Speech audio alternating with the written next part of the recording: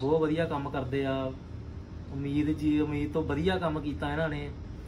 Madam होनी है इत्थे, वो भी बहुत वधिया डील करते आ। जिहड़े आंदे उन्हां कोले काम भी बहुत सोहना सैटिस्फाई करके भेजते बंदे नूं, है ना। बिल्कुल एक बार भी जिन्हां नूं प्रॉब्लम हैगी आ जरूर आण इत्थे, गेड़ा जरूर मारन एक बारी, तुसीं सैटिस्फाई हो के जाओगे इत्थों। बहुत वधिया काम आ भाई हुणां दा। धन्नवाद।